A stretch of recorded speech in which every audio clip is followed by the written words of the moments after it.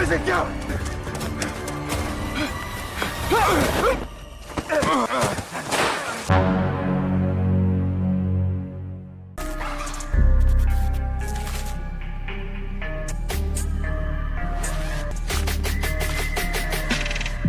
Berlatar di Korea, kisah akan berfokus pada seorang perwira polisi yang baru mendapat informasi terkait lokasi pelaku para pembunuh sadis yang kebetulan lokasinya berada tepat di dekat jalur yang sedang dilewatinya, sehingga alih-alih menunggu timnya datang, si perwira polisi pun nekat beraksi sendirian dengan masuk ke dalam gedung tersebut yang ketika dia berhasil memergoki komplotan baru saja selesai memutilasi korbannya, tiba-tiba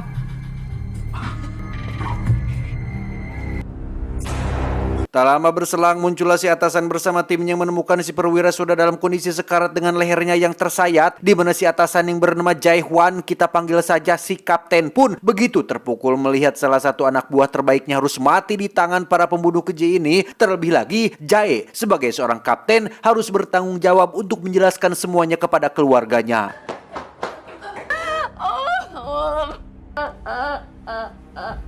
Beberapa waktu berlalu, si kapten dan tim kepolisian pun menjadikan kasus ini sebagai fokus utama penyelidikan, yang dari data yang didapatkan sudah ada sekitar 8 korban jiwa yang rata-rata dari mereka tewas dengan kondisi bagian tubuhnya terpisah dari anggota tubuh lain, yang semua kekejaman ini mereka dokumentasikan dalam sebuah video untuk kemudian diunggah ke situs gelap milik para pelaku, yang tujuannya sudah jelas bahwa mereka adalah para psikopat yang sengaja mencari kepuasan dengan cara membagikan video-video kekejaman tersebut kepada semua orang. 예, 현재 정황상 유력한 살인 용의자입니다.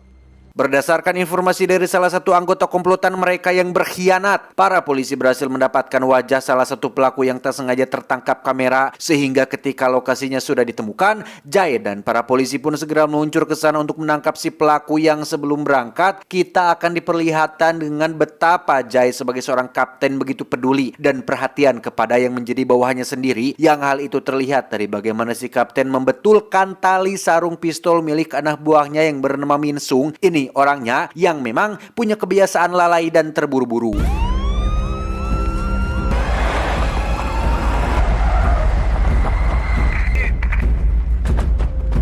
Dan akhirnya kita bisa melihat bebenguk dari si pelaku yang bernama Jin Hyuk, kita panggil saja John, yang kebetulan sedang memotong leher korbannya, yang ternyata pelakunya masih sangat muda dan sama sekali tidak terlihat seperti seorang psikopat. Yang tepat saat para polisi tiba di sana, John langsung kabur melalui jalan belakang dan berhasil lolos dari mereka semua.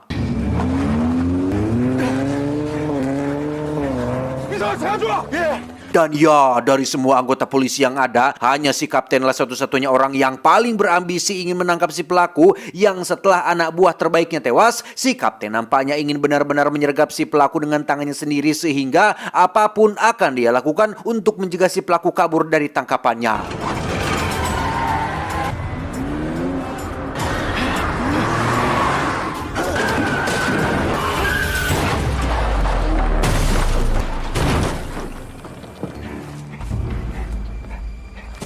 Karena John lari ke dalam hutan, si kapten dan Min Sung yang berada jauh dari anggota tim pun memutuskan untuk mengejarnya berdua saja, yang karena lagi-lagi si kapten terlalu berambisi dan terlalu terburu-buru dalam mengambil keputusan untuk menangkap si pelaku. Hal itu justru malah menjadi bumerang untuk dirinya sendiri ketika si kapten nekat menyergap si John hingga mereka berdua jatuh ke bawah lereng.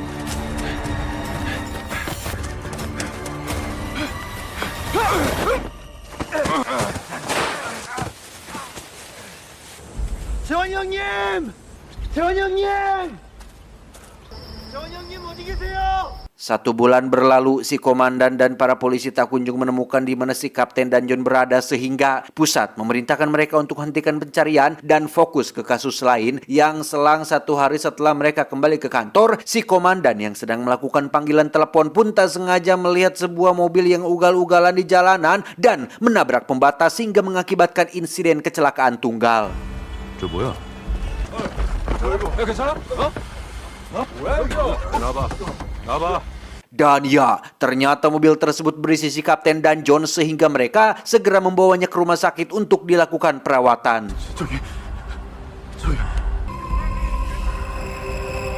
Dan Anda mungkin akan sangat dibuat terkejut saat mengetahui jika John dan si kapten sudah bertukar wajah, persis seperti dalam film berjudul Face Off ketika Nicolas Cage dan John Travolta melakukan operasi tukar wajah. Si kapten yang saat ini berwajah John pun begitu terkejut saat dirinya bangun dalam kondisi di borgol dan melihat wajahnya sudah bukan wajah ganteng dia lagi, melainkan sudah berubah menjadi sosok lain, yaitu John si psikopat kejam. 민성아 나야. John yang saat ini sudah menjadi si kapten pun nampak menyentuh-nyentuh wajah barunya tepat saat ada istri dan putrinya datang untuk menjenguk, di mana sikapnya benar-benar dingin seolah masih membiasakan diri menjadi sosok si kapten. Dan ketika dilakukan pemeriksaan MRI, dokter tidak menemukan adanya gangguan pada otak meski sikap dan gerak-geriknya cukup mencurigakan. Kembali ke si kapten yang masih tidak percaya dengan semua ini, ia meminta untuk dipertemukan dengan Min Sung, anak buahnya, dengan alasan ingin memberikan keterangan. Yang setelah bertatap muka langsung, si kapten langsung menjelaskan tentang segala sesuatu yang hanya dia yang tahu untuk membuat Min Sung percaya jika yang ada di hadapannya saat ini adalah kaptennya sendiri. 민성아, 뭐? 내가 재환이 형이야. 너 지금 도대체 무슨 소리를 하는 거야? 증거라니. 이 상처가 바로 그 증거야. 거기서 그 새끼가 나한테 무슨 짓을 한 게 분명해. Tak hanya itu saja, si kapten pun menjelaskan tentang kronologi ketika dia dan si John jatuh ke lereng. Si kapten yang saat itu masih dalam kondisi antara sadar dan tidak sadar pun diseret ke sebuah tempat seperti mobil van bekas yang entah apa yang terjadi selanjutnya, tapi kemungkinan besar disitulah tempat si John mencuri tubuh dan wajahnya menggunakan sebuah metode atau mungkin cara tertentu yang masih belum diketahui. 나 좀 도와줘. 제발. Antara percaya dan tidak, Min Sung yang ingin memastikan hal itu pun mencoba untuk menemui si kapten secara langsung dan sengaja memurilitkan tali sarung pistolnya dengan maksud agar si kapten membetulkannya. Namun yang terjadi, 식사도 많이 하시고 얼른 회복해서 복귀하셔야죠.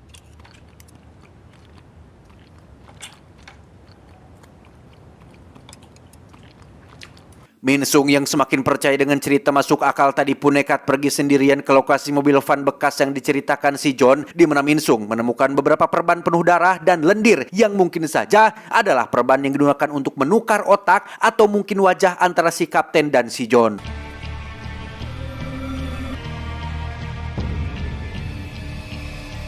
Si kapten sendiri didatangi oleh si John yang saat ini berada dalam tubuh dan wajahnya. Di momen ini terasa sangat aneh sekali bagi si kapten yang melihat wajah dan tubuhnya sendiri tepat di depan mata dengan sosok orang lain di dalamnya. Di mana tujuan John datang menemuinya adalah untuk meminta semua informasi terkait segala sesuatu mengenai kehidupan si kapten, mulai dari tanggal lahir, password, kenangan bersama istri, anak, rekan, dan semuanya. Yang jika si kapten menolak memberikannya, maka John mengancam akan memperkosa istri dan anaknya dan memutilasi mereka persis seperti yang dilakukan pada korban-korbannya.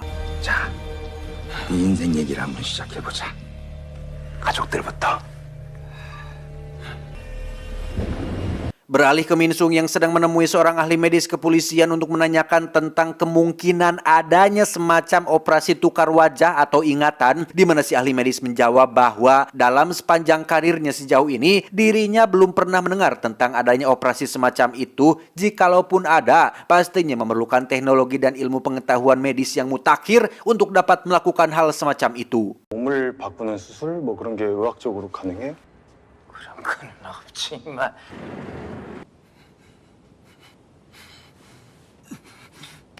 Singkat cerita, John yang berada dalam tubuh si kapten pun memutuskan untuk ngantor dan mulai kembali bekerja dengan si Min Sung yang sedikit demi sedikit terus memantau pergerakannya. Sementara si kapten yang berada dalam tubuh John terlihat sedang dalam proses dikirim ke penjara dengan awak media dan keluarga korban yang menyerbu kemunculannya.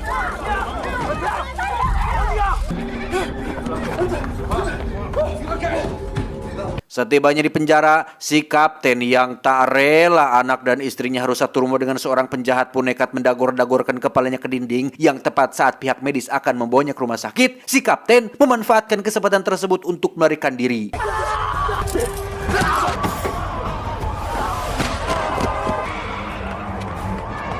Dan alangkah sakitnya hati seorang ayah sekaligus suami ketika melihat keluarganya sendiri makan dan tinggal satu rumah dengan orang asing yang sangat jahat, di mana John melemparkan sebuah ponsel untuk si kapten ambil agar mereka berdua bisa berkomunikasi.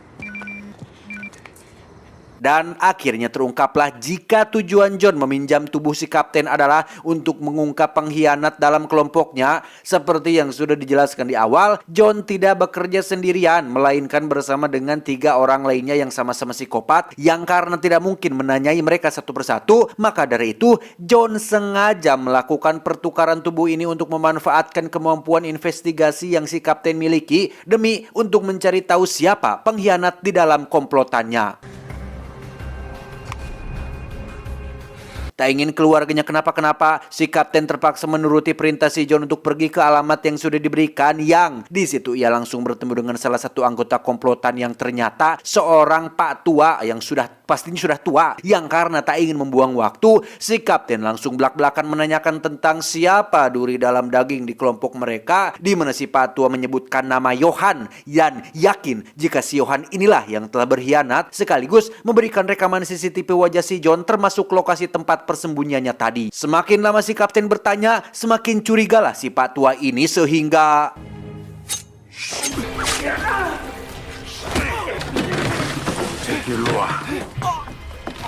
ya, si pak tua berhasil membuat pingsan setelah Min Sung datang sesuai panggilan, dan pada akhirnya Min Sung 100% percaya jika orang yang ada di hadapannya saat ini adalah kaptennya sendiri, dan dirinya juga bersedia untuk membantu sampai komplotan ini berhasil ditangkap sembari terus memantau pergerakan si John yang saat ini menyamar menjadi kaptennya.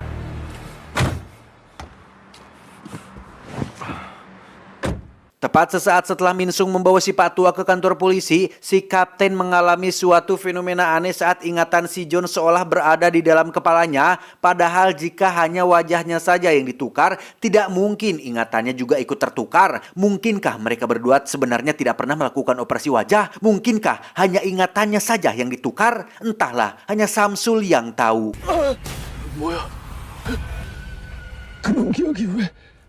Min Sung sendiri terlihat dipanggil oleh si komandan yang penasaran dengan dari mana Min Sung mendapatkan informasi mengenai lokasi si pak tua ini, yang karena si komandan adalah sosok yang bisa dipercaya, Min Sung akhirnya jujur tentang semuanya, dan untungnya si komandan bisa mengerti dan bisa merahasiakan dulu tentang hal ini.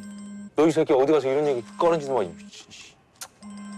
Si John sendiri mendatangi si pak tua yang sudah siuman dan masih belum menyadari jika yang ada di hadapannya saat ini adalah rekan satu komplotannya, yaitu si John. Yang ketika si John mulai berbicara layaknya ketika dia menjadi diri sendiri, disitulah si pak tua seketika terdiam dan seketika ketakutan dengan apa yang akan si John lakukan terhadap dirinya. Kembali ke si kapten yang baru tiba di lokasi target kedua dari komplotan ini, yang ternyata adalah seorang penjual daging atau kita panggil saja si penjagal. Berbeda pendapat dengan si patua, si penjagal justru menuduh si John lah pengkhianat dalam komplotan mereka, sehingga ketika si kapten bereaksi spontan, si penjagal pun melakukan serangan dadakan sehingga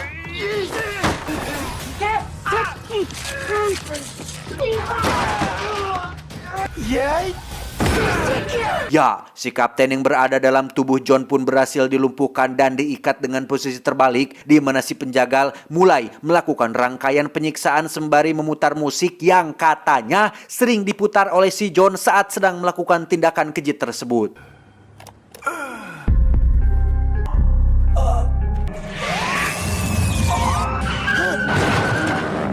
Disinilah kita akhirnya akan bisa mengetahui tentang apa yang sebenarnya sudah terjadi, yang ternyata waktu si John dan si kapten jatuh dari lereng, yang bangun duluan ternyata adalah si kapten, dan yang diikat dan diseret justru adalah si John. Saat orang-orang sedang mencarinya di hutan, si kapten sebenarnya masih ada di sana dan justru sengaja menghindar untuk supaya bisa melakukan interogasi secara mandiri tanpa campur tangan orang lain, di mana hal itu beliau lakukan demi untuk bisa menangkap si John dan komplotannya yang lain, yang setelah kematian anak buah terbaiknya yang ada di awal film, si kapten benar-benar sangat terobsesi seperti dendam lah untuk bisa menangkap si John beserta 3 orang lagi komplotannya. 소용없다니까. 한번 해보자. Si kapten membawa John ke sebuah gedung kosong, berhari-hari melakukan interogasi dan serangkaian siksaan menyakitkan untuk membuatnya buka mulut tentang lokasi ketiga anggota kelompoknya yang lain. Tapi si John yang cenderung memiliki watak seorang psikopat nampaknya tidak mudah menyerah hanya dengan siksaan seperti itu, sehingga si kapten mulai merasa frustasi dengan metode yang digunakannya tersebut. 다른 새끼도 어딘지 얘기해. 질러봐.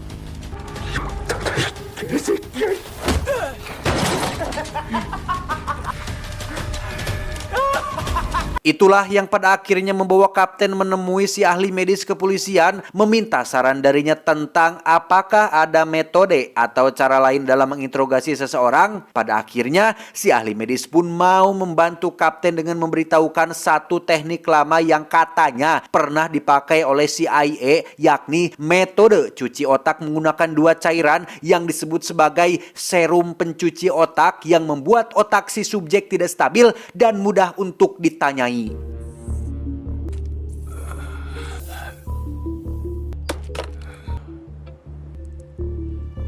Pada akhirnya, John pun jujur tentang 3 orang komplotannya seperti si Patua, si penjagal, dan si Johan. Namun masalahnya, ketiga orang tersebut tidak pasti alamat tempat tinggalnya dan hanya si John sajalah yang bisa memancing mereka keluar dari tempat persembunyiannya. Maka dari itu, alih-alih membuat si John jujur tentang segala hal, kapten justru memiliki ide brilian dengan menyuntik si John dengan serum pencuci otak tersebut dalam jumlah atau dosis yang besar, mengosongkan pikirannya, mengisinya dengan ingatan baru, yakni untuk mempercayai jika dirinya adalah si kapten demi untuk bisa menangkap ketiga pelaku tersebut. Dengan kata lain, tidak ada yang namanya operasi tukar wajah atau tukar ingatan. Sejak awal, John hanya meyakini jika dirinya adalah si kapten, sementara si kapten sendiri berakting pura-pura menjadi bukan dirinya seperti dirinya sendiri agar orang lain tidak curiga dan membuat seolah semuanya adalah nyata. 난 지금부터 차진혁이 아니라 Kembali ke si John yang masih dalam kondisi terikat gara-gara musik yang diputar si penjagal. Ingatan si John pun akhirnya kembali dan ingat dengan semua yang terjadi, sehingga ia pun menjadi dirinya yang dulu lagi, yang langsung membuat si penjagal ketakutan.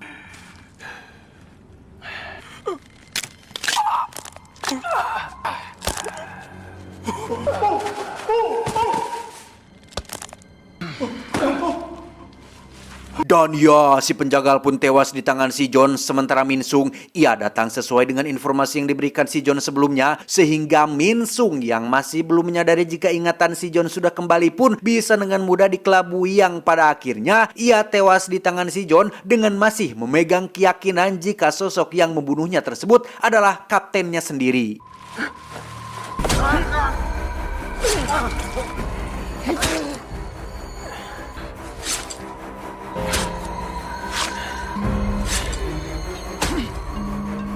Dan alangkah sakit dan makin nyeseknya perasaan si kapten saat melihat ide briliannya ini justru malah merenggut nyawa anak buahnya yang lain, sehingga ia dengan cepat menemui si John sesuai alat pelacak yang sudah ditanam di bahunya. Yang di situ John dengan cerdasnya berakting pura-pura masih menjadi si kapten dan beralibi jika kematian Min Sung adalah diakibatkan pertarungan dengan si penjagal.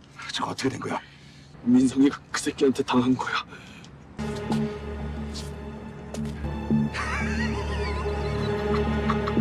Tepat saat Min Sung selesai dikebumikan, si kapten mendapat telepon dari Johan alias anggota terakhir dari komplotan ini yang mengaku bersedia membantu menangkap si John yang dianggap sebagai pengkhianat. Johan memberikan lokasi tempat persembunyiannya sehingga si kapten yang mengira jika si John masih dalam kendali penuh pun memberitahukan lokasinya agar si John lah yang menangkapnya sendiri.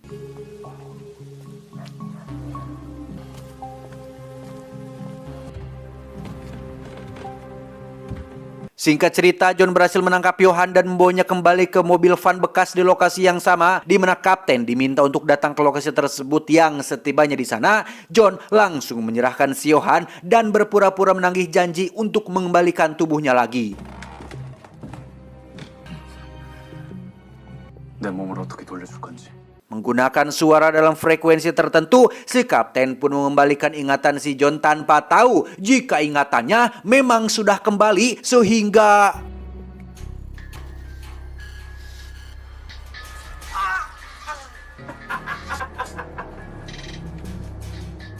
Dan ya, alangkah terkejutnya si kapten saat baru menyadari jika ingatan si John memang sudah kembali dan orang yang membunuh Min Sung ternyata adalah si John sendiri, di mana si John sudah menyuntik si Johan menggunakan serum pencuci otak dan sekarang Johan menganggap jika si kapten adalah sosok si John. Terjadi perkelahian mengakibatkan si Johan tewas, di mana si kapten sendiri berhasil dilumpuhkan dengan satu tikaman di perut. Namun yang lebih buruk adalah John menyuntik si kapten menggunakan serum pencuci otak tersebut dan membuat si kapten percaya jika namanya adalah John. Sehingga ketika komandan dan para polisi berdatangan, mereka semua benar-benar dibuat bingung dengan apa yang terjadi. Mana si John, mana si kapten yang asli. Sehingga ketika si kapten memegang pisau dan mencoba melukai si John, si komandan terpaksa melepaskan satu tembakan sehingga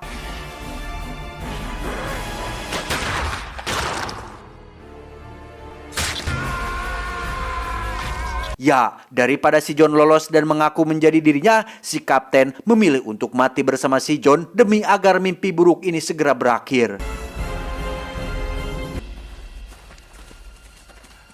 Tamat ending yang cukup membagongkan.